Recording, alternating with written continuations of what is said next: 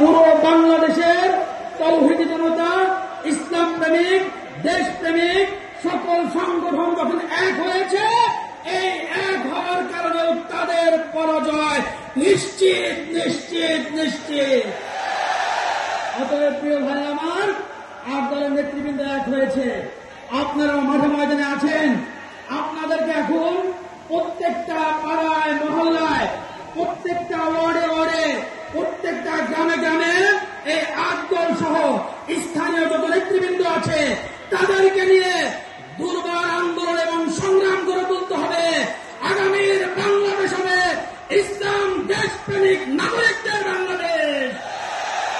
ইসলাম দেশপ্রেমিক নাগরিকদের বাংলাদেশ গড়ে তোলার জন্য আপনারা কি ঐক্যবদ্ধভাবে পাড়ায় পাড়ায় মহল্লায় মহল্লায় দুর্গ গড়ে তোলার জন্য দৌড়ে আছেন তো ইনশাআল্লাহ?